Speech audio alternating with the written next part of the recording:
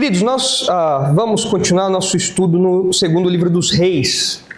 Nosso esboço já está aí projetado. Acompanhem aí a nossa leitura para recapitularmos aquilo que nós já vimos até então. Segundo Reis, capítulo 12.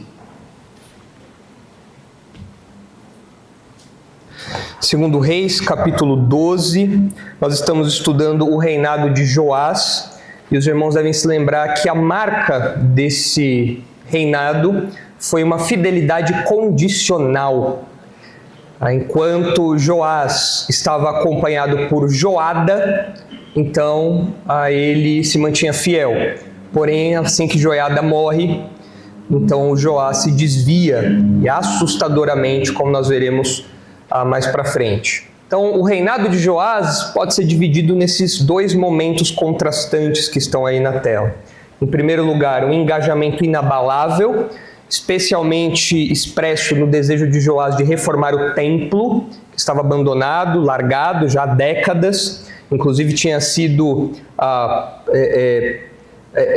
estragado, porque os itens do templo foram usados para a idolatria a Baal. Então o templo estava completamente na penúria e era necessário restaurar esse templo, e como o povo todo tinha se voltado para Deus, abandonado os ídolos, então Joás pega esse embalo junto com Joiada, um homem temente a Deus, um sumo sacerdote fiel a Deus. Então eles vão lá e reformam o templo num compromisso inabalável. Então essa é a parte boa do reinado de Joás. Mas há uma parte terrível, assustadora, que evidencia de modo muito marcante e didático esse contraste da fidelidade condicional, que enquanto está acompanhado, tudo bem. Saiu, quando, como diz o ditado, quando os gatos saem, os ratos fazem a festa. Então o Joiada saiu de cena, o ratão do Joás parece que deu curso aí ao que provavelmente, possivelmente já estava no seu coração, mas agora não tinha mais travas, não tinha mais barreiras. Joiada parecia que funcionava como uma barreira para Joás. Então nós temos um segundo momento aí de um desvio surpreendente. Mas hoje nós não vamos ver essa segunda parte, nós vamos hoje nos concentrar no término da primeira parte, que ainda é o momento bom do reinado de Joás, e foca aí na reforma do templo. Então vamos ler o texto a partir do versículo 1, para a gente relembrar o que já estudamos até aqui, segundo Reis, capítulo 12. Os irmãos deixem o dedinho marcado aí também em segundo Crônicas 24, porque nós precisamos alternar essas leituras, já que são relatos paralelos, que tem alguns detalhes adicionais. Então, segundo Reis 12, versículo 1, diz assim: No ano 7º de Jeú, começou Joás a reinar, e 40 anos reinou em Jerusalém. Era o nome de sua mãe Zíbia, de Berseba. Fez Joás o que era reto perante o Senhor, todos os dias em que o sacerdote Joiada o dirigia. Tão somente os altos não se tiraram, e o povo ainda sacrificava e queimava incenso nos altos. Disse Joás aos sacerdotes: Todo o dinheiro das coisas santas que se trouxer à casa do Senhor, a saber, a taxa pessoal, o resgate de pessoas segundo a sua avaliação, e todo o dinheiro que cada um trouxer voluntariamente para a casa do Senhor, recebam nos sacerdotes cada um dos seus conhecidos, e eles reparem os estragos da casa onde quer que se encontrem. Sucedeu, porém, que no ano 23º do rei Joás, os sacerdotes ainda não tinham reparado os estragos da casa. Nós estudamos até aqui, até o versículo 6, e a partir de hoje nós caminhamos no versículo 7 em diante. E os irmãos devem se lembrar que a empreitada de reforma do templo foi frustrada durante muito tempo, muitos anos. Os sacerdotes não levaram adiante a reforma, demoraram décadas para fazer isso, e o Joiada e o Joás se levantam contra eles e falam: peraí, por que isso não foi para frente? Vocês tinham acesso aos recursos, vocês tinham toda a mobilização nacional, os sacerdotes saíam coletando impostos, valores para essa reforma, e alguma coisa aconteceu no meio do caminho que a reforma não saiu. Então, depois de anos, o Joiás e o Joiada se reúnem e falam, não, a gente precisa dar um jeito nesse negócio, o templo precisa ser reformado, e isso deveria ter sido feito ontem, e já faz 20 e poucos anos, e esse negócio não aconteceu. Talvez por um conflito entre o palácio e o templo, entre os sacerdotes e o rei, algo que mais para frente vai ficar mais claro na oposição que Joás vai ter com os sacerdotes. Enfim, o texto não entra em detalhes, mas o livro de Crônicas fala que depois desse episódio, depois dessa prestação de contas, os sacerdotes não vão mais participar da reforma do templo. Então parece que havia algum problema logístico ali, algum problema de relacionamento, alguma coisa acontecia com os sacerdotes, de modo que eles não levavam adiante essa reforma. Mas, a partir do versículo 7, nós temos então o questionamento que Joás faz e as medidas que são tomadas para que essa reforma fosse concluída. Então, Joás está decidido a reformar o templo junto com Joiada. E vejam como a coisa caminha a partir do versículo 7. Então, o rei Joás chamou o sacerdote Joiada e os mais sacerdotes e lhes disse: por que não reparais os estragos da casa? Agora, pois, não recebais mais dinheiro de vossos conhecidos, mas entregai-o para a recuperação dos estragos da casa. Consentiram os sacerdotes assim em não receberem mais dinheiro do povo, como em não repararem os estragos da casa. Ok, nós não vamos mais ser os responsáveis pela administração desses recursos, mas nós também não vamos mais atuar diretamente nessa reforma então. Isso vai ser passado para outro departamento, para outras pessoas. Então Joás e Joiada, vocês administrem aí como bem entender. Se os irmãos forem para 2 Crônicas 24, os irmãos verão uma outra perspectiva aí, alguns detalhes adicionais dessa reuniãozinha que Joás e Joiada tiveram com os sacerdotes e os resultados disso. Segundo Crônicas 24:6. Deixe seu dedinho aí em 2 Reis 12, vá para 2 Crônicas 24. Em 2 Crônicas 24:6 nós lemos assim: mandou o rei chamar a Joiada, o chefe, e lhe perguntou: por que não requerestes dos levitas que trouxessem de Judá e de Jerusalém o imposto que Moisés, servo do Senhor, pôs sobre a congregação de Israel para a tenda do testemunho? Note aqui a preocupação tanto do rei como de Joiada em seguir os protocolos que Moisés tinha instituído. Os irmãos devem se lembrar que o povo está se voltando para Deus. O povo saiu de um contexto idólatra dentro de Jerusalém, dentro de Judá, e agora eles estão abandonando isso e se voltando para Deus. Então você tem muitas referências à lei mosaica, você tem muitas referências aos protocolos ali do Antigo Testamento. Por quê? Eles querem fazer tudo certinho. E aqui o questionamento é: por que vocês não pegaram o imposto que Moisés instituiu para fazer o que deveria ser feito? Por que isso não aconteceu? Bom, versículo 7. Porque a perversa Atalia e seus filhos arruinaram a casa de Deus.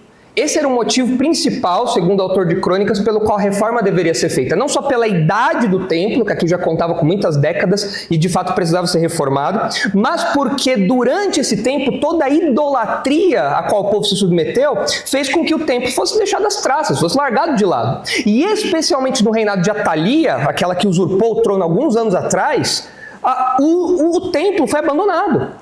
Então o templo precisava de reforma porque ele não foi cuidado durante todo aquele período em que Atalia assumiu o trono de Judá. E vejam o que ela fez. Ela não apenas abandonou o templo, mas veja como ela agiu para com o templo durante esse tempo aí em que ela assumiu o trono. Esse idólatra, descendente de Acabe, assumiu o trono. Veja só, porque a perversa Atalia e seus filhos arruinaram a casa de Deus e usaram todas as coisas sagradas da casa do Senhor no serviço dos Baalins. Ela não apenas desprezou o templo, deixando o templo de lado, como ela foi lá, pegou as coisas do templo e colocou a serviço de Baal. Então pegava os itens, os utensílios, os equipamentos do templo e falava: não, pega lá um pouquinho, leva lá para o culto de Baal. Lembra? Tinha um templo em Jerusalém, agora a Baal. Isso era algo absurdo, mas Atalia promoveu isso. E fazia o transporte, né, das coisas do templo do Senhor para o templo de Baal. E usava aquilo indiscriminadamente, como se tivesse autoridade para isso, deixando assim o templo colocado às traças, ali largado às traças. Então o motivo do templo estar daquele jeito, segundo o autor de Crônicas, foi especialmente a idolatria. E isso nos ensina algo muito interessante. Porque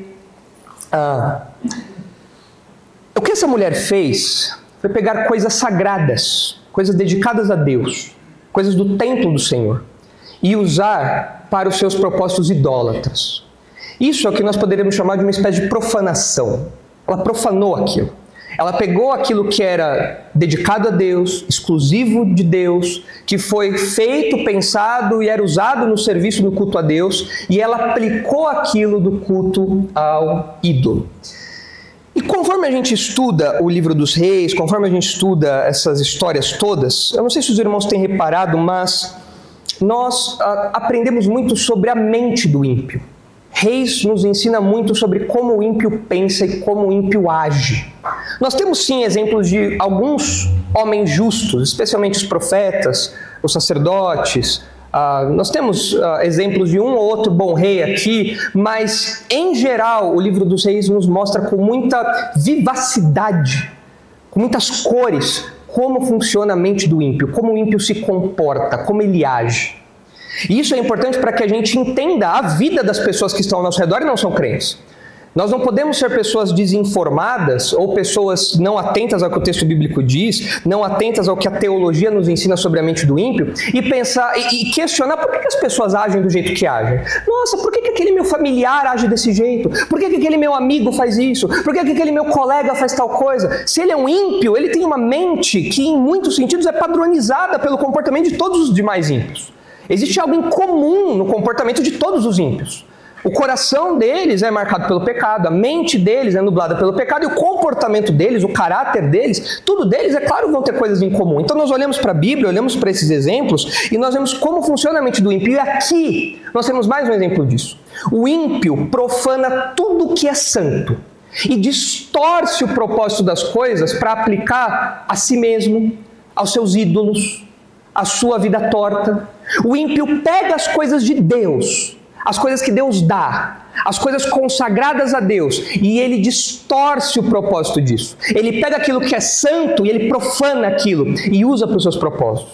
Vejam alguns exemplos disso. Olhem só como isso é marcante na vida de Israel em Oséias capítulo 2. Em Oséias 2, os irmãos conhecem a história do profeta Oséias, toda a sua vida dramatizada como uma mensagem ao povo de Deus. Oséias capítulo 2. Vejam como o povo usava as coisas que Deus tinha dado para a idolatria. Vejam como isso é marcante na vida de Israel, isso é marcante na vida dos ímpios. Infelizmente aqui é o próprio povo de Deus fazendo isso, mas revelando seu coração que estava distante de Deus. Veja aí Oséias 2, 7. Oséias 2, 7. Todos acharam Oséias? Não?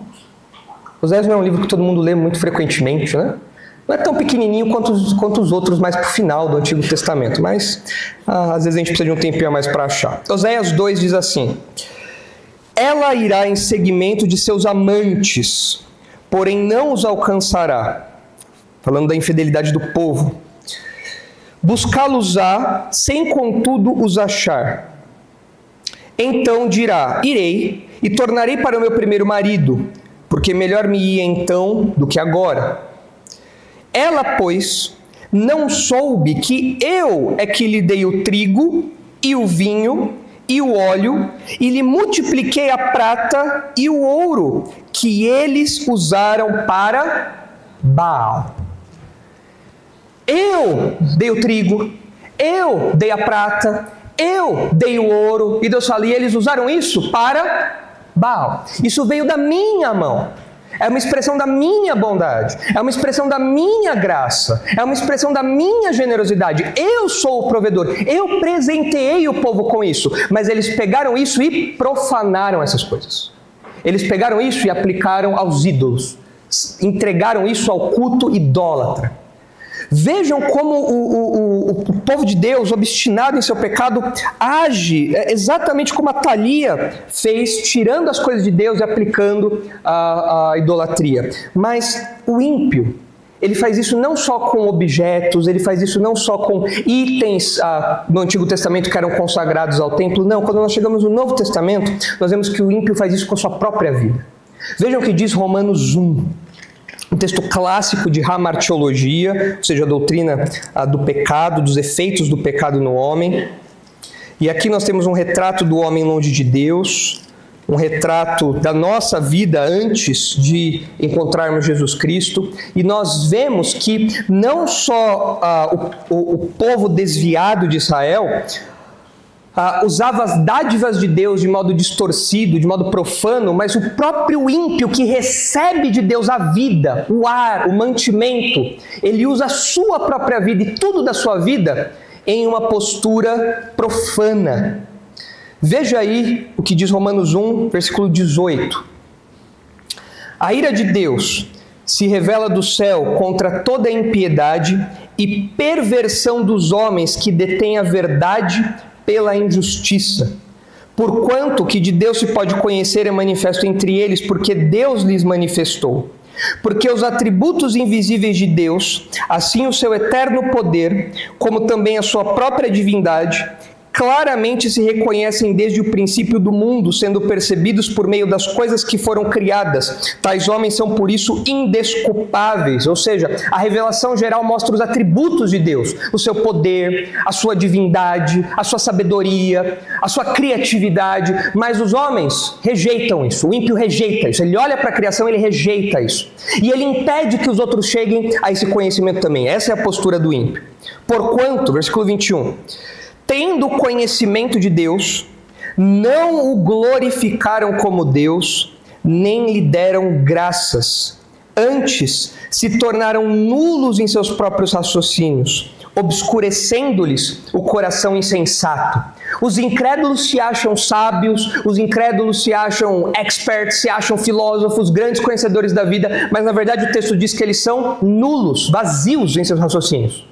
A filosofia desses homens não vale absolutamente nada, zero, mas eles se acham sábios. Eles ignoram o conhecimento de Deus e então se firmam nos seus próprios pensamentos. Versículo 22. E inculcando-se por sábios, tornaram-se loucos. E vejam agora, versículo 23. E mudaram a glória do Deus incorruptível em semelhança da imagem de homem corruptível, como de aves, quadrúpedes e répteis.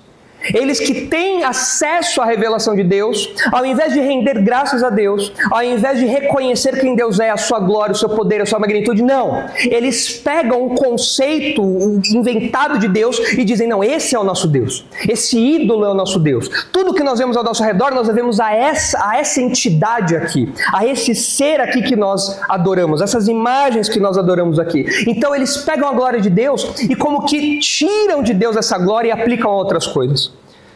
Versículo 24. Por isso, Deus entregou tais homens à imundícia pelas concupiscências de seu próprio coração, para desonrarem o seu corpo entre si, pois eles mudaram a verdade de Deus em mentira, adorando e servindo a criatura em lugar do Criador, o qual é bendito eternamente.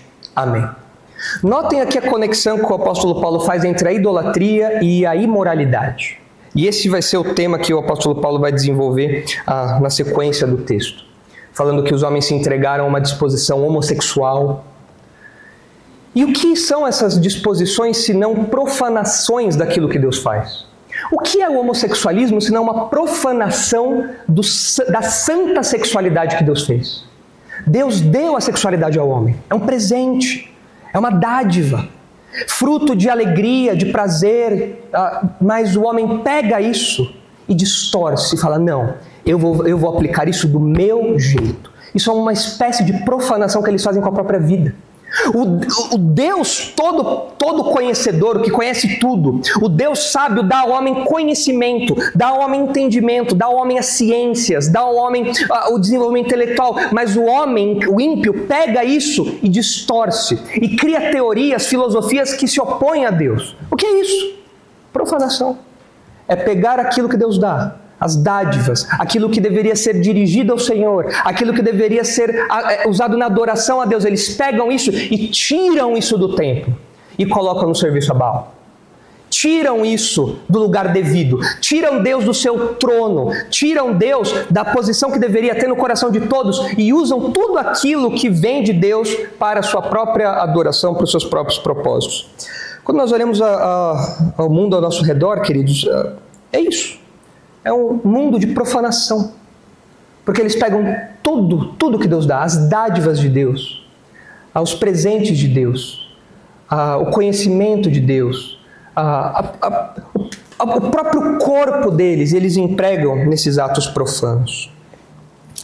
Mas não são só esses textos que mostram isso.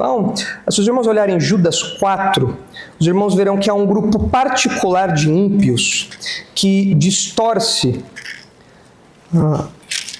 a graça de Deus também. Se os irmãos olharem Judas 4, Judas só tem um capítulo, então vejam aí o versículo 4, os irmãos verão que os ímpios, especialmente os falsos mestres, uma categoria muito particular de incrédulos, pegam a graça de Deus e distorcem, profanam a graça de Deus também. Veja aí versículo 4, capítulo 1, versículo 4. Pois certos indivíduos, falando dos falsos mestres, se introduziram com dissimulação, os quais, desde muito, foram antecipadamente pronunciados para esta condenação.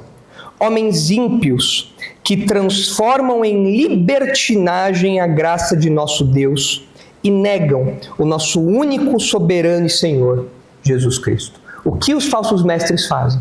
Eles pegam a graça de Deus e falam, sabe o que isso significa?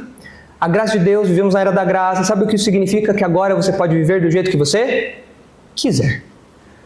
Pode pecar à vontade, não há problema. Essa preocupação com o pecado ficou lá atrás, agora nós estamos na época da graça. Somos livres. Você pode fazer o que quiser. Se você quiser dormir com o seu namorado, dormir com a sua namorada, vá em frente, não há mais problema. Todos aqueles códigos, aquelas regras ficaram lá atrás. Agora nós estamos na época da graça. Se você quer usar drogas, usa, não tem problema nenhum. Se você quer roubar aqui e ali, sonegar o imposto, sem problema também. Nós estamos na época da graça, não há mais cobrança nenhuma. E eles pegam então a graça de Deus e profanam a graça de Deus. Desvirtuam a graça de Deus. Tiram a graça de Deus do seu devido contexto, da sua devida aplicação e empregam numa vida suja. É isso que os falsos mestres fazem. Muitos aqui tiveram contato com esse universo dos falsos mestres e sabem que é exatamente isso que esses homens fazem. Eles vivem em uma profanação com as suas próprias vidas e promovem profanações com seus ensinos. É isso que os ímpios fazem, é isso que os falsos mestres fazem. Com o povo de Deus não pode ser assim. Com o povo de Deus não pode ser assim. Nós não podemos pegar as coisas de Deus e aplicar do jeito que bem entendemos, viver do jeito que bem entendemos. E nós não somos de nós mesmos. Nós somos de Deus. Então a nossa vida tem que ser empregada do jeito que Deus quer. Eu não posso profanar a minha própria vida, tirando as minhas ações, as minhas palavras, os meus pensamentos da autoridade de Deus e aplicando em outra coisa. Eu não posso fazer isso, isso é uma profanação. Mas é importante que todos aqui se avaliem, eu não posso ver os corações de todos, para ver se você é um ímpio. Porque se você é um ímpio, você vive desse modo. Você vive numa vida de profanação. O ar que você respira, as células do seu corpo, as suas ações, as suas palavras, tudo isso são presentes de Deus, são oportunidades, são dádivas de Deus. Coisas que Deus fez que deveriam ser voltadas para Ele, para a glória dEle. E você vive como se isso fosse voltado para você, para os seus ídolos, para os seus prazeres, para os seus desejos. Você é um ímpio, um profano. E você tem que abandonar essa vida. Você tem que se arrepender, você tem que crer em Jesus. Você tem que reempregar todo o seu ser na adoração a Deus, porque é a única coisa que nós devemos fazer, que é digno que nós façamos. Nós não podemos tirar as coisas do templo de Deus e usar no serviço a Baal. E se você é um ímpio, você faz isso. Você pega a sua vida, tira do templo e emprega no serviço a Baal. Você não pode viver assim. Você deve se arrepender, você deve crer em Jesus, ter uma nova mente e agora aplicar a sua vida toda às coisas de Deus. Muito triste o que acontece em Judá, mas ainda bem que nós estamos vendo uma reforma acontecendo ali no templo. Nós estamos em um outro momento agora da história, um pouco mais feliz aqui, já que esse tempo de idolatria passou. Mas o texto continua. Veja aí, volte para 2 Reis 12, veja aí a partir do versículo 9, como continuam as orientações que Joás e Joiada passaram para a reforma do templo. 2 Reis 12, 9, diz assim: Porém o sacerdote Joiada tomou uma caixa e lhe fez na tampa um buraco, e a pôs ao pé do altar, à mão direita dos que entravam na casa do Senhor. Os sacerdotes que guardavam a entrada da porta depositavam ali todo o dinheiro que se trazia à casa do Senhor. Quando viam que já havia muito dinheiro na caixa, o escrivão do rei subia com o sumo sacerdote e contavam e ensacavam o dinheiro que se achava na casa do Senhor. Vejam aqui o trabalho conjunto entre o palácio e o templo. Você tinha o sumo sacerdote e você tinha o escrivão do rei, os dois garantindo que a coisa caminharia agora dessa vez, não precisaria mais de outras décadas para que a reforma fosse feita. Então eles estavam atuando diretamente aí com isso. Conforme eles juntavam esses recursos, eles iam para a tesouraria, faziam lá as devidas contagens e separavam esse valor. Versículo 11. O dinheiro, depois de pesado, davam nas mãos dos que dirigiam a obra e tinham a seu cargo a casa do Senhor. Estes pagavam aos carpinteiros e aos edificadores que reparavam a casa do Senhor, como também aos pedreiros e aos cabouqueiros. Eu não sei se alguma versão aí está diferente. Essa palavra aqui eu não tinha ideia do que era um cabouqueiro. Um cabouqueiro, mas a NVT, a nova versão transformadora, traduziu aí como aqueles que trabalham com pedras ou alguma coisa assim. É uma espécie de pedreiro ali da época também. Os irmãos devem se lembrar que muitas coisas eram feitas em pedra. Assim como hoje nós temos marmoraria, esse tipo de coisa, naqueles dias também existia algo assim, mas eram moldadas peças, eram colhidas peças de cavernas, de minas ali, e essas peças então eram moldadas e encaixadas nos devidos lugares. Então, era um tipo de pedreiro ali que atuava também na época. Esses são os cabouqueiros. E compravam madeira e pedras lavradas para repararem os estragos da casa do Senhor e custeavam todo o necessário para a conservação da casa do Senhor. Mas do dinheiro que se trazia à casa do Senhor, não se faziam nem taças de prata, nem espevitadeiras, nem bacias, nem trombetas, nem vaso algum de ouro ou de prata para a casa do Senhor. Notem aqui que o foco, a prioridade era a reforma. Vamos focar agora na reforma. Não é hora de fazer utensílios novos, não é hora de fazer equipamentos novos, não. Vamos focar na reforma. Não é hora de comprar projetor, não é hora de comprar TV, LED, não é hora de comprar outros equipamentos novos, não. A gente precisa levantar esse prédio, a gente precisa fazer com que a estrutura fique firme, com que a coisa fique bonita de novo, porque está tudo abandonado, tudo largado aqui. Essa era a prioridade desses homens. Porque o davam, versículo 14, porque o davam aos que dirigiam a obra e reparavam com ele a casa do Senhor. Também não pediam contas aos homens em cujas mãos entregavam aquele dinheiro para o dar aos que faziam a obra, porque procediam com fidelidade. Mas o dinheiro de oferta pela culpa e o dinheiro de oferta pelos pecados não se traziam à casa do Senhor, eram para os sacerdotes. Aqui uma notinha lembrando que existia uma parte dos recursos regulares que iam para o sustento dos sacerdotes. Os irmãos devem se lembrar que os sacerdotes, desde a época da divisão da terra, eles não tinham herança. Então eles dependiam das ofertas que eram trazidas tanto para sustento, alimentação, como também para sustento para as coisas diárias, ali, aquilo que precisava ser comprado. Então, o texto destaca, eles tinham alguns recursos que, evidentemente, eram usados, focados neles também, mas a obra principal era a reforma do templo. O que chama a nossa atenção aqui, a parte de reforma toda, e eu particularmente, quando lia isso daqui, lembrava da nossa reforma aqui, né? Quantas pessoas a gente tem que contratar, né? Chama o marceneiro, chama o marmorista, chama o eletricista, chama isso, chama aquilo. É o caos administrar tudo isso daqui. Então, eu entendo um pouco a experiência do Joás e do Joiada aqui, eu me compadeço deles. Falo, naquela época não tinha Get Ninjas, não tinha WhatsApp para ficar mandando mensagem, né? Você pode vir amanhã, tal, né? Então, provavelmente os pedreiros muitas vezes já davam alguns gatos também, né? Vou segunda-feira, o cara aparecia na sexta, né? Então, isso daí já era de praxe, imagino. Né? Então, foi uma administração que encontrou o seu caminho, estava caminhando, muitos homens trabalhando no reparo do templo, era uma edificação considerável, era uma edificação que precisava de muitos reparos, então muito trabalho foi empregado aí. Agora, o que chama a nossa atenção é o versículo 15. O versículo 15 diz que os administradores desses recursos eram tão fiéis que não se pediam conta. Eles não prestavam contas. Não, peraí, a gente acabou de sair de um problema de administração ruim, porque a reforma não estava caminhando, mas as pessoas que foram colocadas agora, elas eram tão diligentes, elas eram tão zelosas, elas faziam a coisa acontecer com tanta qualidade, com tanta celeridade, que a administração não era questionada.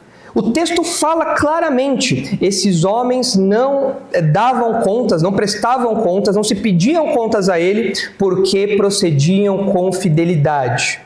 E isso nos ensina algo também. O exemplo desses homens nos ensina algo. Como eu disse, nós temos no livro dos reis maus exemplos, em sua maioria, mas nós temos alguns bons exemplos. E aqui nós temos um recorte de bom exemplo. E esse bom exemplo nos ensina que os servos de Deus são zelosos na administração dos seus recursos. Isso dá credibilidade para o povo de Deus. Isso mostra o zelo do povo de Deus. O modo como nós administramos os nossos recursos fala muito da nossa teologia, fala muito do nosso caráter, fala muito do nosso compromisso com Deus. E parece que esses homens entenderam isso. Não só porque eles, como empreiteiros ali, administradores, precisavam fazer a coisa caminhar, porque o rei e o sumo sacerdote estavam cobrando, mas porque a fidelidade deles era uma marca do caráter deles. E eles entendiam que a administração daqueles recursos era uma evidência, era uma expressão do compromisso pessoal deles com Deus, do engajamento pessoal deles com Deus, do compromisso, do zelo que eles tinham com o Senhor. E nós, como crentes, aprendemos com isso aqui. O servo de Deus é zeloso na administração dos seus recursos. Seja em casa, seja na igreja, por onde nós passarmos e recebermos recursos e administrarmos recursos, nós precisamos ser zelosos. As finanças domésticas do crente não podem ser um Deus nos acuda. Não pode ser uma bagunça. Tem que ser algo diligente, algo zeloso. Tem que controlar a entrada, tem que controlar a saída. Você não precisa fazer um PhD em economia, não precisa ser um Paulo Guedes, mas você também não pode ser um Haddad. Não pode, não tem condição. Você precisa ser zeloso, porque o modo como você administra os seus recursos é uma expressão, é uma evidência da sua fé, do seu compromisso pessoal com Deus. Vejam que interessante a conexão que Jesus faz, dentre outras verdades, a conexão que Jesus faz da fidelidade com a administração de recursos em Lucas 16. Vejam só como Jesus conecta essas realidades em Lucas 16. Jesus conta com uma parábola, e dessa parábola ele apresenta algumas lições que se conectam com a administração de recursos. Não só com isso, mas com a administração de recursos, a nossa perspectiva, o nosso compromisso pessoal com o Senhor. Olha só Lucas 16. Disse Jesus também aos discípulos: havia um homem rico que tinha um administrador, e este lhe foi denunciado como quem estava a defraudar os seus bens. Então, mandando-o chamar, lhe disse: que é isto que ouço a teu respeito? Presta contas da tua administração, porque já não podes mais continuar nela. Interessante que a parábola aqui é totalmente contrário do que acontece lá em Reis. Aqui o cara administra tão mal, ele estava claramente roubando, e o cara, não, você tem que dar conta, o que está acontecendo aí? Então, vamos ver o que vai acontecer. Disse o administrador consigo mesmo: que farei? Pois o meu senhor me tira a administração. Trabalhar na terra não posso, também de mendigar tenho vergonha. Eu não tenho braço para trabalhar na terra, não tenho ânimo, sempre achei que a caneta é mais leve que a enxada, e agora, o que eu vou fazer? E mendigar, não tem condição, né? Eu vou me expor a esse tipo de coisa, tenho vergonha, não posso fazer isso. E agora? O que eu vou fazer se eu perder esse emprego? O que eu vou fazer se eu perder essa atividade aqui junto ao meu Senhor? Então ele tem uma sacada. Fala, não, peraí, eu vou dar um jeito de resolver essa situação de algum modo. Versículo 4. Eu sei o que farei, para que, quando for demitido da administração, me recebam em suas casas. Ele já recebeu o aviso prévio, ele já sabe que ele vai embora, mas ele fala: eu vou preparar um plano de backup.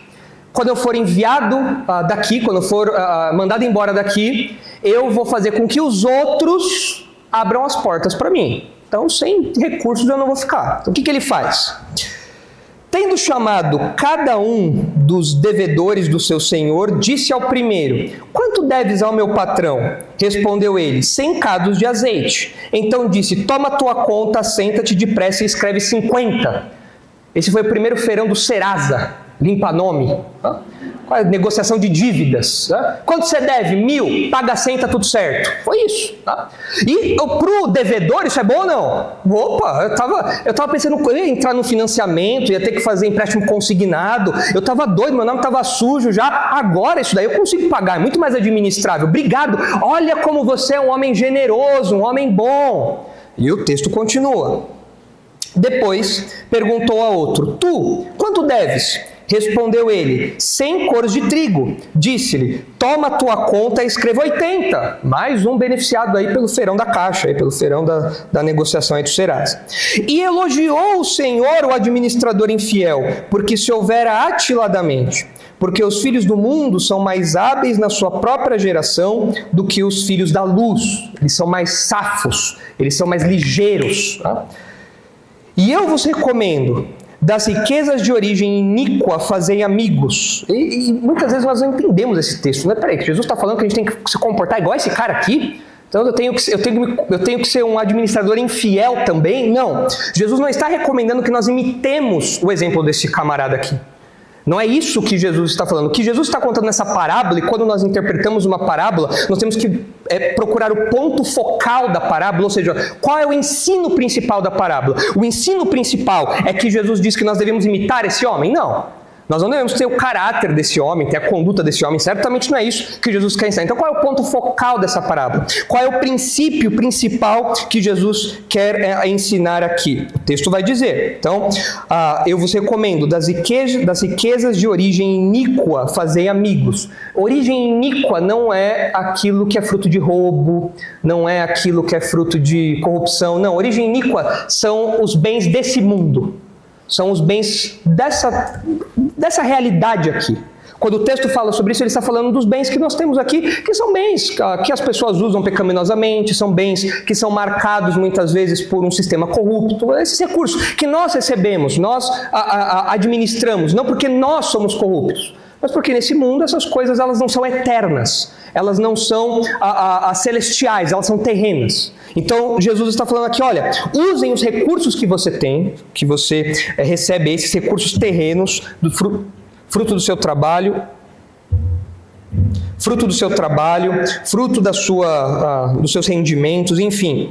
E use esses recursos para fazer amigos, para que, quando aquelas vos faltarem, esses amigos vos recebam nos tabernáculos eternos. Então, o que Jesus está ensinando aqui? Olha, o que esse homem fez foi aplicar os recursos que ele tinha para que outras pessoas o recebessem, para que outras pessoas fossem simpáticas a ele, para que outras pessoas se mostrassem favoráveis a ele. Ele usou os recursos dele para promover algo que o beneficiaria depois. E o ponto focal aqui que Jesus quer mostrar é o seguinte: do mesmo modo, vocês crentes usem os recursos que vocês têm para que quando vocês não estiverem mais aqui nesse mundo, ou seja, quando vocês morrerem, vocês sejam recebidos no céu por pessoas que vocês investiram.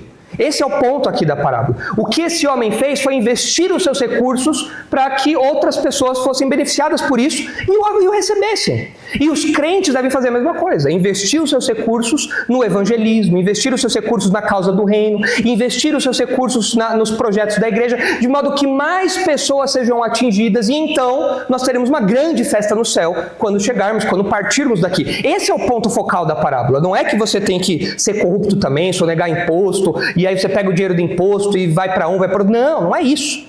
O caráter desse homem em nenhum momento é elogiado por Jesus. Ele só é elogiado aqui pelo administrador que fala: rapaz, você é safo mesmo, hein? Você dá nó em pingo d'água, só isso. Mas o ponto focal da parábola não é esse. É sobre o modo como o crente investe os seus recursos. Ele não investe os seus recursos pensando apenas no aqui e no agora.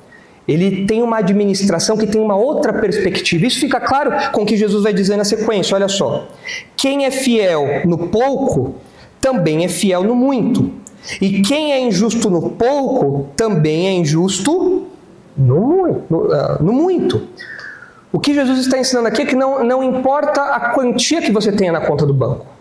Não importa quanto você tem investido em bitcoins, em casas próprias, em ouro, em seja lá o que for. Não importa se você não tem nada, se sua conta está ali beirando negativo, ou se você tem muito dinheiro. Não importa quanto você tem. Se você é uma pessoa fiel, se você é uma pessoa que tem a perspectiva correta, você vai investir os seus poucos recursos com fidelidade. E se você é uma pessoa rica, você vai investir os seus muitos recursos com fidelidade. Agora, se você é infiel, não importa se você tem muito ou se você tem pouco, você vai investir esses recursos com infidelidade, com uma perspectiva errada. É isso que Jesus está nos ensinando aqui. Veja como o texto continua. Se, pois, não vos tornastes fiéis na aplicação das riquezas de origem injusta. O que são o que são as riquezas de origem injusta? Como eu falei, são os recursos daqui. São recursos que nós não levaremos daqui para o céu. São recursos desse mundo. Se vocês não são fiéis na aplicação desses recursos, quem vos confiará a verdadeira riqueza? O que é a verdadeira riqueza? Qual é o contraste aqui? Se as riquezas de origem injusta são desse mundo, o que é a verdadeira riqueza para Jesus? É aquilo que nós recebemos no céu. Galardão, talvez. Algo que não passa como os recursos daqui. Jesus está falando, peraí, se você não sabe administrar aquilo que é terreno, aquilo que é papel, aquilo que é material, que é corruptível, como você vai receber e como que você vai administrar aquilo que é eterno? Se a sua perspectiva está errada, meu amigo, não espere que você vai receber muitos elogios e apreços de Deus, porque você, nas coisas mínimas, você não se mostra fiel. Na administração desses recursos terrenos, você não se mostra fiel. Não espere receber grandes galardões ou recompensas do nosso Senhor. 12. Se não vos tornastes fiéis na aplicação do alheio, quem vos dará o que é vosso? Aqui, relembrando a figura da parábola, né? O administrador ele estava dando desconto ali de uma dívida do seu patrão. E ele estava agindo mal, ele estava dando desconto no negócio do patrão para benefício dele próprio. E aqui o texto fala, se você não é fiel na administração da coisa dos outros, tanto que esse homem roubava, esse homem furtava do seu chefe, como que você espera receber algo que é seu? Como que você vai se comportar com aquilo que é seu? E nós precisamos lembrar que tudo que nós temos é de quem? De Deus. De quem é a prata e de quem é o ouro que existe no mundo? Não é dos 5 mais poderosos da Forbes. Eles são só mordomos disso. Só administradores temporais disso, dessas riquezas iníquas. Mas tudo que existe no universo, tudo tem um dono só. E quem é esse dono? Deus. Nós somos meros administradores. E se nós não somos fiéis na administração disso que não é nosso, como nós esperamos receber alguma coisa que seja de fato nossa? É isso que o texto questiona aqui. Quem vos dará o que é vosso? E o texto termina mostrando que de fato Jesus está pensando em administração de recursos e tudo mais, em idolatria, uma perspectiva correta sobre a administração dos nossos bens. Ele diz, ninguém pode servir a 2 senhores, porque ou há de aborrecer-se de um e amar o outro, ou se devotará a um e desprezará o outro. Não podeis servir a Deus e às riquezas. Então tudo isso que Jesus conta aqui, toda essa história que Jesus conta, conecta muito a nossa fidelidade a Deus com o modo como nós administramos os nossos recursos. Expressando o nosso caráter, o nosso compromisso, a nossa fidelidade ao Senhor, independentemente da quantia que temos. Esses homens do templo que estavam responsáveis pela reforma do templo, eles receberam recursos e foram diligentes naquilo, como uma expressão da sua fidelidade a Deus, como uma expressão do seu compromisso ali, foram zelosos, diligentes com aquilo. Nós talvez não recebamos tantos recursos como esses homens receberam, mas nós também somos administradores daquilo que chega às nossas mãos. Nós também somos administradores daquilo que o Senhor, como dono de tudo, põe em nossas mãos. E nós não podemos nos comportar corruptamente, maldosamente, como esse homem fazia, mas nós temos que lembrar que os nossos recursos aqui, eles devem ser empregados numa perspectiva eterna. Eu aplico o dinheiro aqui pensando no avanço do reino. Eu aplico os meus recursos aqui pensando na expansão do evangelho, investindo nisso, investindo naquilo, investindo nos projetos da igreja, zelando pela manutenção da igreja, colocando os meus recursos à disposição dos servos de Deus. E então, quando eu faço isso, eu estou focando naquilo que Jesus quer dizer nessa parábola aqui. Olha, use os seus recursos agora, para que lá na frente você seja recebido por pessoas que foram beneficiadas pelo seu trabalho, pelo seu investimento. Esse é o foco da parábola aqui. E isso tem tudo a ver com o nosso zelo, com a nossa fidelidade, com o nosso compromisso. É muito triste ver como na mente das pessoas a administração de recursos é algo, a administração de bens, de patrimônio, de dinheiro, é algo que está fora da autoridade de Deus. As pessoas pensam que administrar dinheiro não é teologia, não é viver a teologia. As pessoas pensam que administrar dinheiro é simplesmente fazer conta, é simplesmente comprar. Não. Comprar, vender, para nós que somos crentes não é assim. Tudo que nós fazemos, inclusive os PIX que nós fazemos, os TEDs, agora não tem mais TED, né? Não sei se foi TED ou DOC que acabou? Foi TED, né? Foi o DOC que acabou? Os mais novos nem sabem o que é um DOC. Tem que esperar tantos dias para cair, enfim. Se falar de cheque, então, os mais novos vão falar, o que é isso, cheque?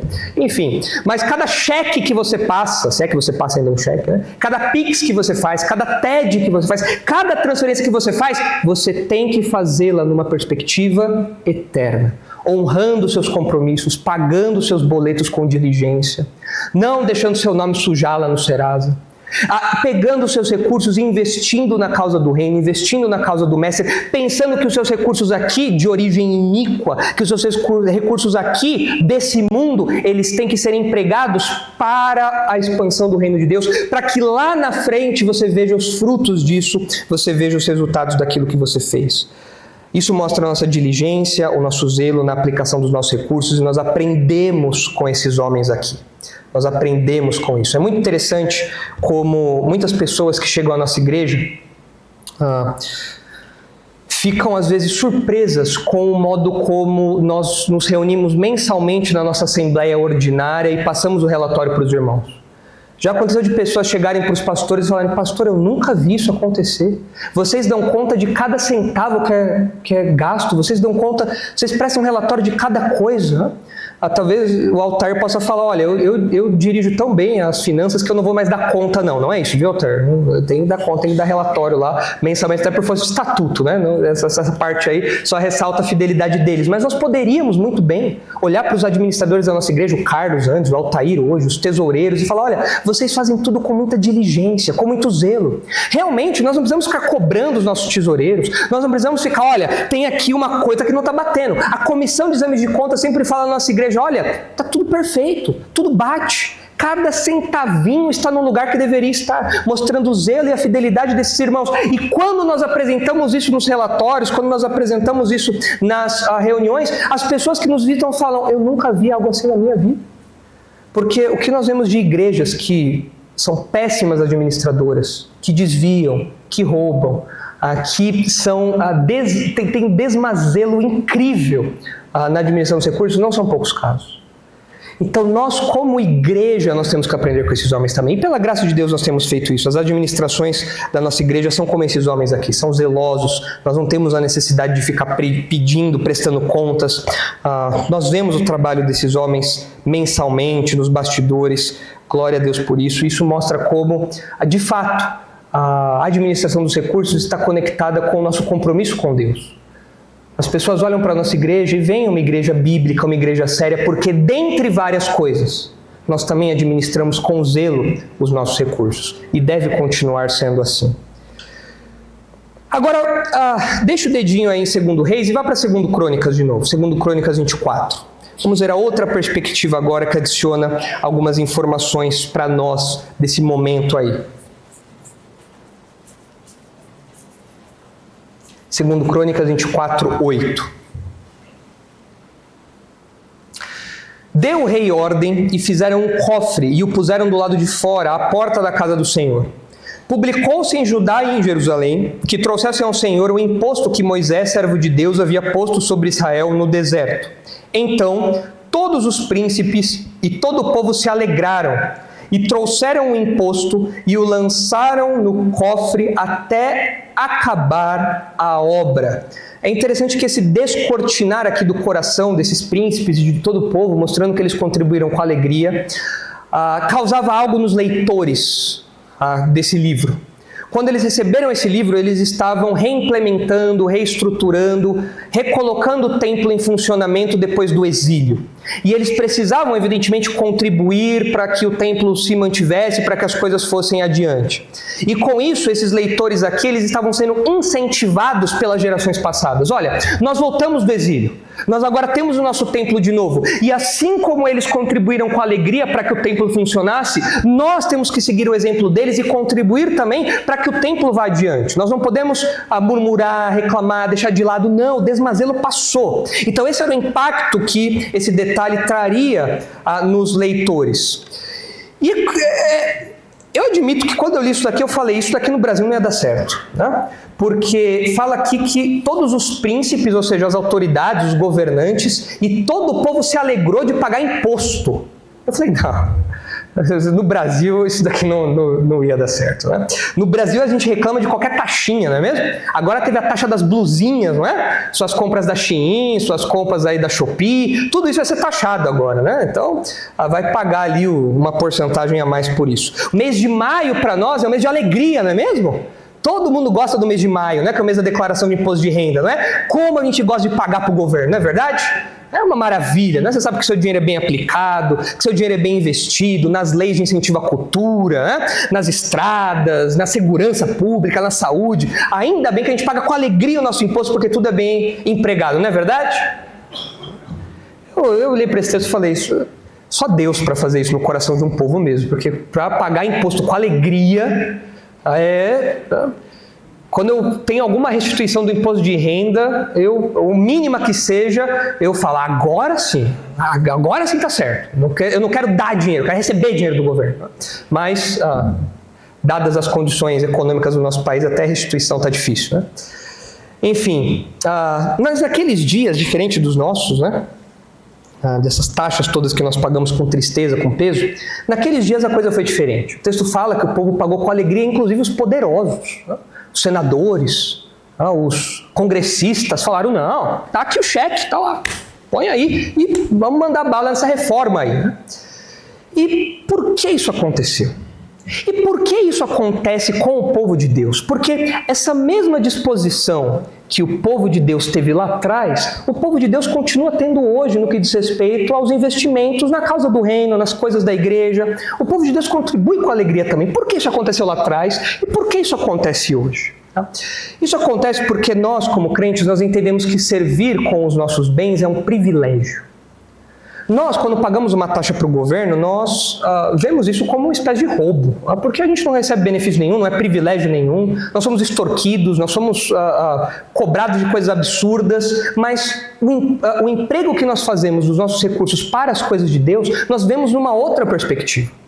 Nós entendemos numa outra perspectiva, nós vemos como um privilégio que nós temos de contribuir, de ajudar, de avançar com os projetos do reino de Deus. Vejam o que diz aí 2 Coríntios 9.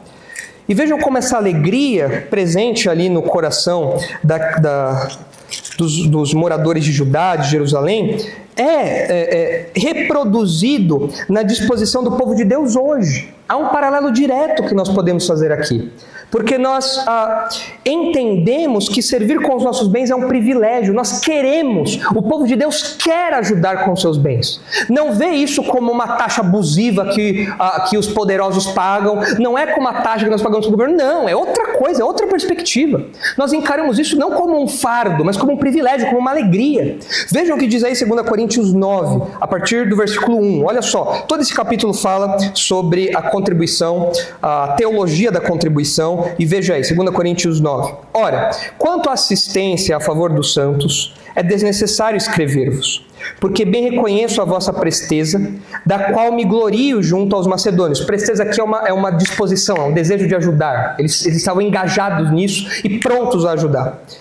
da qual me glorio junto aos macedônios, dizendo que a Acaia está preparada desde o ano passado e o vosso zelo tem estimulado a muitíssimos. Vejam como a alegria deles, a disposição, o desprendimento deles servia de testemunho e incentivo para os demais, que queriam contribuir também, passaram a querer contribuir também. Contudo, enviei os irmãos para que o nosso louvor a vosso respeito, nesse particular, não se desminta, a fim de que, como venho dizendo, estivesseis preparados, para que, caso alguns macedônios forem comigo e vos encontrem desapercebidos, não fiquemos nós envergonhados, para não dizer vós, quanto a esta confiança. Olha, vocês estão preparados, nós queremos mostrar isso de fato, enviando pessoas para que recolham esse valor que foi preparado e vejam que de fato vocês estavam preparados para isso e assim não sejam envergonhados. Portanto, julguei conveniente recomendar aos irmãos que me precedessem entre vós e preparassem de antemão a vossa dádiva já anunciada, para que esteja pronta como expressão de generosidade e não de avareza.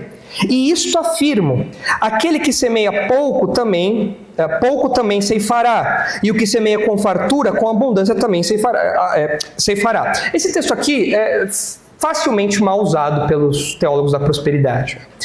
Mas se os irmãos lerem alguns textos de Provérbios, se os irmãos lerem alguns textos do Antigo Testamento, os irmãos verão que existe de fato uma relação entre a generosidade, existe de fato uma relação entre o investimento e o retorno que isso dá. Isso é uma figura comum no mundo agrário. Quanto mais semente você põe, mais colheita você recebe. Agora, o que o texto não quer ensinar, evidentemente, é que se você der 100, Deus vai te voltar 1000. Se você der 1000, Deus vai te voltar 100.000. Não é isso que o texto quer ensinar. O que o texto está falando aqui é sobre a disposição generosa, sobre a perspectiva correta e sobre como isso, de algum modo, se reflete em bênçãos ao povo de Deus. O povo de Deus é sustentado, é provido de tudo que precisa abundantemente, como uma resposta a essa generosidade, a essa disposição que o povo de Deus tem.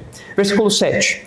Cada um contribua segundo tiver proposto no coração, não com tristeza ou por necessidade, por obrigação. Você quer dinheiro? Tá aqui, ó, tá. Não pode ser assim, não pode ser assim. Eu me lembro uma vez que quando eu era muito pequeno, meus pais contam isso, a minha família frequentava igrejas neopentecostais, neopentecostais. E meu pai não é crente, nunca foi simpatizante de nada disso, mas arrastaram meu pai para a igreja, uma igreja neopentecostal, aqui perto, inclusive. Acho que essa igreja já fechou. E nesse dia, a pastora, o pastor, sei lá o quê, teve visões, revelações de que tinha um homem ali, alguma coisa assim, que ia contribuir com muito. E meu pai estava com o dinheiro do aluguel no bolso. E a mulher chegou para ele e falava: é você que vai contribuir. Não vou contribuir nada, não é você. Dá tudo que você tem aí no bolso. E meu pai, ele constrangido e tal, ele falou: não vou contribuir com nada não, se liga, e foi embora. Mas essa contribuição seria uma contribuição por obrigação. Não é isso que Deus espera do seu povo. Dá aí tudo que você tem no bolso e agora põe aqui. Não é essa disposição que o povo de Deus tem. Isso mostra como esses falsos mestres aí são ladrões, né? Que extorquem o povo de Deus. Né? Mas enfim, extorquem as pessoas. Não é essa disposição que Deus quer. É algo fruto de generosidade, de disposição. E não pode ser feito com tristeza, com peso. Lá se vai a minha picanha no final de semana. Estou colocando dinheiro aqui, lá se vai meu videogame novo, para os jovens. Lá se vai a minha viagem nas férias. Né? Lá se vai a minha roupa da Zara. E assim por diante. Não é essa disposição que o povo de Deus tem que nutrir. Qual é a disposição então? O texto diz, na sequência do versículo 7, porque Deus ama a quem dá com alegria. Essa tem que ser a disposição. Eu acho muito interessante como as crianças gostam de colocar dinheiro no gasofilácio, não é? Eu não sei qual é a mágica disso. Eu não sei se por o desejo de participar de alguma coisa do culto, mas elas vêm com uma alegria colocar o dinheiro aqui, né? Pega lá a moedinha, pega lá e vem pulando e tal, e põe ali e fica olhando os outros colocarem, e você vê algo alegre. Essa é a disposição do povo de Deus. Quando o povo de Deus faz um pix, quando o povo de Deus faz uma transferência, quando o povo de Deus faz um depósito aí, pensando numa oferta, pensando em uma contribuição para um projeto específico da igreja, da expansão do evangelho, ele faz isso com um sorriso na cara, não faz isso com um lamento. Não, é com alegria. A mesma disposição que aqueles homens tinham nos dias de Joás e de Joiada. Veja aí como continua o texto. Versículo 8. Deus pode fazer-vos abundar em toda graça, a fim de que, tendo sempre em tudo ampla suficiência, superabundeis em toda boa obra. Veja aqui, vocês investem e Deus supre o que vocês precisam. Então vocês investem mais, vocês reinvestem e Deus supre isso, de modo que vocês são superabundantes. Como está escrito, distribuiu, deu aos pobres, a sua justiça permanece para sempre. Ora, aquele que dá semente ao que semeia e pão para alimento, também suprirá e aumentará a vossa sementeira e multiplicará os frutos da vossa justiça, enriquecendo-vos em tudo para toda generosidade, a qual faz que, por nosso intermédio, sejam tributadas graças a Deus. As ofertas aqui são recebidas por pessoas que precisam de apoio, como era o caso aqui. As ofertas bem empregadas, elas rendem graças a Deus, elas glorificam a Deus. Porque o serviço dessa assistência não só supre a necessidade dos santos, mas também redunda em muitas graças a Deus. O apóstolo Paulo diz aqui que contribuir é um ato de adoração, e isso tributa glórias a Deus. Visto como na prova desta ministração glorificam a Deus pela obediência da vossa confissão quanto ao Evangelho de Cristo e pela liberalidade com que contribuís para eles e para todos, algo de livre vontade. Enquanto oram eles a vosso favor, com grande afeto, em virtude da superabundante graça de Deus que há em vós. Graças a Deus pelo seu dom inefável. Presentes que Deus dá, que sustentam o seu povo e que permitem com que eles reinvistam, e isso tudo glorifica a Deus nessa relação, nessa cadeia toda aí de santos investimentos. E essa é a nossa teologia da contribuição. Os irmãos vêm aqui domingo após domingo, os pastores, os pregadores, os dirigentes aqui falam, olha, agora temos o momento do ofertório e você só pode participar se você for crente e se você fizer isso com disposição, com alegria. Se há peso no seu coração, se há tristeza, se você não quer contribuir, não contribua. Não ponha um centavo aqui. Avalie o seu coração. Veja qual é a sua perspectiva e por que você não está alegre em contribuir. Por quê? Existem crentes que são relapsos. Existem crentes que nunca contribuem com nada, nada na igreja. Tem escorpião no bolso para as coisas do reino, mas são gastões para um monte de outra coisa. Por quê? Porque gasta-se com alegria em outras coisas, mas com o reino de Deus, com a causa do Evangelho, a peso, a tristeza. Por quê? Por que isso existe? Nós temos que imitar esses homens aqui. Nós temos que imitar os homens, os governantes e todo o povo dos dias de Joás, refletindo a teologia da contribuição, conforme o apóstolo Paulo diz aqui. O destaque que o texto faz dos príncipes é muito oportuno, porque eram pessoas poderosas, que tinham recursos. E eles estavam contribuindo com alegria. Quando nós chegamos no Novo Testamento, é muito comum nós vermos repreensões aos ricos. Parece que os ricos não gostavam de contribuir. Parece que os ricos seguravam o dinheiro ali o tempo todo, seus recursos, e nem sequer pagavam o salário dos trabalhadores, de tão maus que eram. E o Novo Testamento diversas vezes bate nesse grupo falando, olha, essa não pode ser a disposição de vocês. Vejam o que diz aí 1 Timóteo 6. 1 Timóteo 6, 17. 1 Timóteo 6,17. Exorta aos ricos do presente século que não sejam orgulhosos, nem depositem a sua esperança na instabilidade da riqueza, mas em Deus, que tudo nos proporciona ricamente para nosso aprazimento. Que pratiquem o bem, sejam ricos de boas obras, generosos em dar e prontos a repartir. Essa deve ser a disposição daqueles que têm recursos. Vocês devem lembrar que nós falamos agora há pouco do ensino de Jesus, que mesmo quem tem pouco deve ter essa mesma disposição, porque coloca os seus poucos recursos em perspectiva, que coloca os seus poucos recursos numa perspectiva eterna, vendo-se como um mordomo daquilo que Deus dá para o avanço do reino, para o investimento no reino. E os ricos também devem ser assim. Olha como o texto termina. Que acumulem para si mesmos tesouros, sólido fundamento para o futuro, a fim de se apoderarem da verdadeira vida. Os seus recursos daqui, ricos e poderosos, eles não são recursos ensimesmados que morrem aqui, não. Eles têm que ser empregados para a eternidade. Vocês têm que colocá-los aqui para a eternidade. Por isso, sejam generosos em dar, prontos a repartir, tenham essa disposição. Muito útil lembrar disso a partir do exemplo daqueles homens ali. Continue aí em 2 Crônicas 24 agora, 24:11, terminando esse trecho aí. Quando o cofre era levado, por intermédio dos levitas, a uma comissão real, vendo-se que havia muito dinheiro, vinha o escrivão do rei e o comissário do sumo sacerdote, esvaziavam-no, tomavam-no e o levavam de novo ao seu lugar. Assim faziam dia após dia e ajuntaram dinheiro em abundância, o qual o rei e Joiada davam aos que dirigiam a obra e tinham a seu cargo a casa do Senhor. Contrataram pedreiros e carpinteiros para restaurarem a casa do Senhor, como também os que trabalhavam em ferro e em bronze para repararem a casa do Senhor.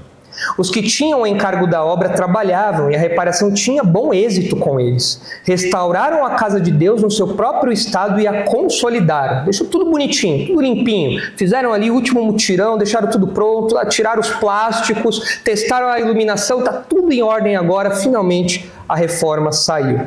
Tendo eles acabado a obra, trouxeram ao rei e a Joiada o resto do dinheiro. Olha só, teve até superávit. Não só eles usaram o recurso, como sobrou. Falou, tá aqui o que sobrou dos recursos. A gente economizou aqui no porcelanato, a gente pegou ali umas promoções na Amazon, pegou algumas coisas ali no atacadão de material de construção. Sobrou dinheiro aqui, tá aqui os recursos que sobraram. Deram para o rei, deram para o Joiada.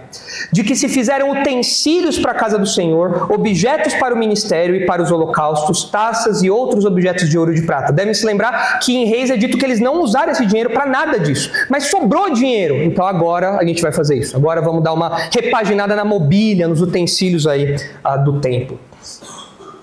E continuamente ofereceram holocaustos na casa do Senhor todos os dias de Joiada. Joiada não foi só importante para a vida de Joás, mas ele foi importante para a vida espiritual de toda a nação. Durante o seu turno, durante a sua vigia, Judá seguiu firme. Todos os dias do seu mandato ali como sumo sacerdote, o templo funcionou como deveria funcionar. O zelo e o compromisso pessoal desse homem fizeram com que o templo funcionasse a todo vapor. E os leitores originais desse material aqui que nós estamos estudando deveriam ter a mesma disposição de Joiada. Eles não deveriam se contentar com a mediocridade. Já voltamos para a nossa terra, já temos o templo agora, vamos fazer tudo no médio, vamos fazer tudo na mediocridade, que tá bom, já tá tudo certo aqui. Não. Vocês têm que fazer como Joiada fez. Durante a sua vida, o templo não parou de funcionar. Ele se envolveu diretamente com tudo isso. Se esforcem ao nível de Joiada. E um homem como Joiada também nos incentiva hoje. O exemplo desse homem, que durante toda a sua vida se manteve fiel e fez com que o povo fosse arrastado pelo seu exemplo, fosse arrastado pela sua liderança, pela sua dedicação, pelo seu zelo, faz com que nós avaliemos o nosso próprio desempenho pessoal na nossa geração. Será que nós somos como Joiada? Será que se a igreja dependesse de nós, será que nós poderíamos falar assim, e continuamente fizeram-se cultos na Igreja Batista Redenção todos os dias e aí você coloca o seu nome ali. Será que a gente poderia falar isso? Ou será que, talvez, ao colocar o seu nome, você fale, pastor, sou muito relapso. Eu sou crente turista, eu vou na igreja só nas férias e olhe lá, uma vez ou outra. Se a igreja dependesse de mim, estava complicada a coisa. Se a igreja dependesse do meu desempenho, da minha performance, da minha dedicação, do meu zelo, em chegar mais cedo, ver se está tudo certo, abrir tudo, ver se tem copinho ali, fazer a limpeza. Se a igreja dependesse do meu zelo pessoal, da minha presença, da minha simples presença, não ia ser como nos dias de Joiada, não. Não ia ser como isso. Então, o exemplo de Joiada nos arrasta para uma autoavaliação e para uma dedicação maior. Eu tenho que ser como Joiada. Eu não posso me contentar com a mediocridade de só estar presente aqui. Eu tenho que, sábado e domingo, suar, durante a semana suar, pensar em como trabalhar mais, em como fazer com que as coisas aconteçam, em como fazer com que a roda se mova. Essa deve ser a nossa disposição, porque nós somos responsáveis por essa geração. Quero terminar lendo Atos 13. Virem aí as páginas da Bíblia de vocês para Atos 13. Quando é dito algo sobre Davi, é interessante a expressão que é usada em Atos 13. E que Deus nos ajude que essa seja a expressão usada para nós. Que esse seja um bom epitáfio para os nossos túmulos. Assim como o epitáfio de Joiada foi louvável também. De fato, ele se manteve fiel e isso teve um impacto na vida espiritual de Judá, e que Deus nos use da mesma maneira. Em Atos 13:36 é dito assim de Davi: porque na verdade, tendo Davi servido a sua própria geração, conforme o desígnio de Deus, adormeceu, foi para junto de seus pais e viu corrupção, ou seja, ele se deteriorou. Mas o que o texto diz é que Davi serviu a sua própria geração e então adormeceu. Mais na frente do texto que nós estamos estudando é dito que Joiada também morreu, avançado de idade, fartos de dias, mas ele também serviu a sua geração e então morreu. Será que nós poderíamos colocar o nosso nome aqui? Então, tendo, coloque seu nome aqui, servido a sua própria geração, zelando pelo Evangelho, se dedicando às coisas de Deus, zelando pelo bom funcionamento da igreja, tendo essa pessoa, tendo você, tendo eu, servido a sua própria geração, adormeceu. Esse é um desafio que não só Davi deixa para nós, mas o exemplo de Joiada também nos dá. Vamos orar. Senhor, usa-nos nessa geração, Pai. Assim como o Senhor usou Joiada em seus dias, fazendo com que o templo fosse reformado e voltasse a funcionar a pleno vapor, usa-nos na nossa geração também. Assim como o Senhor usou Davi para atingir os propósitos que o Senhor tinha designado, determinado, usa-nos na nossa geração também, Pai. Que nós sejamos zelosos, que nós sejamos diligentes, que nós sejamos pessoalmente compromissados e comprometidos de corpo e alma com a Tua casa. Que isso se reflita na administração dos nossos recursos, que nós nos envolvamos nisso com alegria, com disposição, com liberalidade, como a Tua palavra ilustra lá em Reis e Crônicas e nos orienta também no Novo Testamento. Ajuda-nos a entender, Senhor, que a administração dos nossos recursos é uma expressão da nossa fidelidade ao Senhor e os investimentos que nós fazemos agora devem ter uma perspectiva eterna e não só pensando nas coisas que nós compramos aqui para o nosso prazer aqui. Nós podemos certamente fazer isso, mas não é só isso que dirige os nossos investimentos. Esse não é o alvo principal. Que nós usemos os nossos recursos para comunhão, para socorro dos irmãos, para investimentos na expansão do Teu reino, no nosso projeto de seminário, nas reformas que temos feito aqui na igreja. Pai, toda essa história nos ensina como o povo de Deus se mobiliza e se mobiliza com sucesso para não só a manutenção do seu povo, a manutenção da igreja, mas também como nós fazemos isso com uma disposição específica e como nós nos interessamos e nos envolvemos nisso alegremente, de corpo e alma. Ajuda-nos, por favor, Senhor, a nutrir essas disposições, essa mentalidade.